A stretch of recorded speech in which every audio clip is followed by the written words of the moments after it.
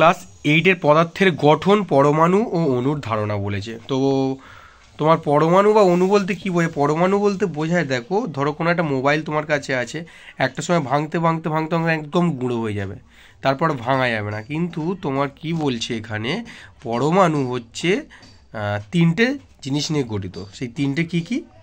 পরমাণু 3টে ছোটো ছোটো কণা দিয়ে গঠিত। সেই ছোটো ছোটো কণা কী বলেছে দেখো, একটা হচ্ছে প্রোটন, একটা নিউট্রন, আর একটা হচ্ছে ইলেকট্রন। ক্লিয়ার? এটুকু হলো।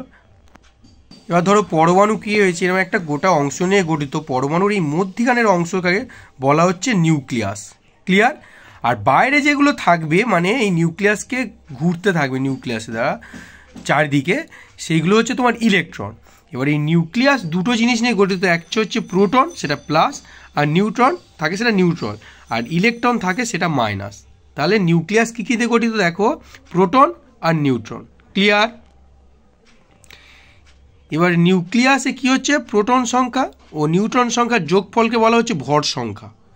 তাহলে নিউক্লিয়াসে এই নিউক্লিয়াসে যে প্রোটন সংখ্যা থাকবে আর নিউট্রন সংখ্যা, সেই দুটো যোগ করে যেটা আমি পাবো সেটাকে বলবো ভর সংখ্যা। ক্লিয়ার? এবার বলছে পরমাণু ক্রমাঙ্ক কাকে বলা হচ্ছে? পরমাণু ক্রমাঙ্ক বলছে পরমাণুর কেন্দ্রে থাকা প্রোটন সংখ্যাকে বলা হচ্ছে পরমাণু ক্রমাঙ্ক। এই যে পরমাণু বললাম, এই গোটাটা ধরো পরমাণুর মধ্যে থাকছে কি বলছি, নিউক্লিয়াস, ভারী অংশ। তো নিউক্লিয়াস কী কী নিয়ে গঠিত? প্রোটন আর নিউট্রন নিয়ে। পরমাণু ক্রমাঙ্কটা কি, যে পরমাণুর কেন্দ্রে থাকা প্রোটন সংখ্যা, এই প্রোটন সংখ্যাকে বলা হচ্ছে পরমাণু ক্রমাঙ্ক। ঠিক আছে? এবারে একটা জিনিস দেখো, এইদিকে একটা জিনিস তোমাদের সলভ করতে বলেছে এখানে। তো এটা কীভাবে সলভ করবো দেখো। তাহলে আমি বললাম প্রোটন সংখ্যা, এখানে প্রোটন কোনটা, যেটা প্লাস থাকবে সেটা দেখো 3 আছে, তো 3 দিয়ে দিলে। তারপর ইলেকট্রন সংখ্যা দেখো, এই গুনবো বাইরে কটা, 1 2 3টে, সেটা ইলেকট্রন সংখ্যা হলো। নিউট্রন সংখ্যা এখানে দিয়ে দিয়েছি দেখো, 3 বসিয়ে দিয়েছে। এবার ক্রমাঙ্ক মানে তোমার আমি বলে দিয়েছিলাম যে পরমাণুর কেন্দ্রে থাকা প্রোটন সংখ্যাকে তোমাকে কি বলা হয়েছিল, ক্রমাঙ্ক। তো এখানে প্রোটন সংখ্যা কত হয়েছে, 3 আছে, সেখানে 3 বসেছে। এবার ভর সংখ্যা কাকে বলা হবে, তোমাদের এখানে বলে দিয়েছে দেখো, নিউক্লিয়াসে প্রোটন আর নিউট্রন এই দুটো যোগ করলে যেটা পাবো সেটা ভর সংখ্যা। তো এখানে দেখো এই 3 আছে, এই 3 আছে, তাহলে এটা 6। এবার চিহ্ন লেখাটা দেখো, এটা লিথিয়ামের চিহ্নটা কী করেছে, লেখা হয়েছে Li, লিথিয়াম। এবার ওপরে কী লিখবো আর নিচে কী লিখবো, ওপরে 6 কী করে এলো দেখো, এই 3 যোগ করে 6 বসালাম, মানে কি প্রোটন আর তোমার কি বসালাম, নিউট্রন। প্রোটন আর নিউট্রন এই দুটো যোগ করে কি হলো, 6 এসছে, আর প্রোটনটা এখানে বসাবো, এটা হলো চিহ্ন। নেক্সটটা ওইভাবে করেছি দেখো, ঠিক ওইভাবে।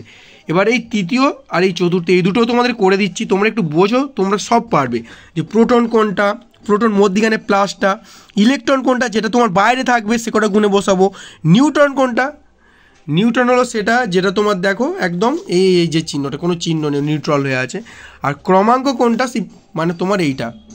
ঠিক আছে?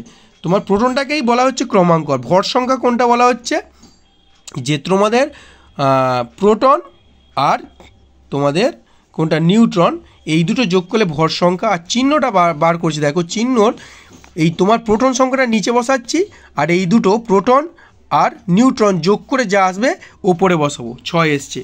আরও দুটো বাকি রয়েছে, সেই দুটো করে দিচ্ছি। এইটা দেখো যেমন করা হয়েছে। তোমার প্রোটনের সংখ্যা কটা, 11টা আছে, 11 বসিয়ে দিয়েছি। ইলেকট্রন সংখ্যা এই চারদিকে যদি গোনো 11টাই আছে। তারপরে দেখো নিউট্রন সংখ্যা, এটা 12টা আছে, 12টা বসিয়েছি। ক্রমাঙ্ক বলেছিলাম, ক্রমাঙ্ক আর প্রোটন এক, দেখে দেখে একই বসিয়ে দেবো। আর ভর সংখ্যা তোমাদের প্রোটন আর কোনটা বলেছিলাম, যে নিউট্রন। প্রোটন আর নিউট্রন এই দুটো যোগ করে যেটা হবে, যেমন 23, চিহ্নটা দেখো Na। এবারে এই দুটো যোগ করে 23 হয়েছে, আর তোমাদের প্রোটনে 11 আছে, সেটা বসে গেছে। এবার পরের দুটো তোমাদের হোমওয়ার্ক দিচ্ছি, তোমরা করো, আর আমি নাহলে করে দিচ্ছি, দেখো ভিডিওতেই করে দিচ্ছি।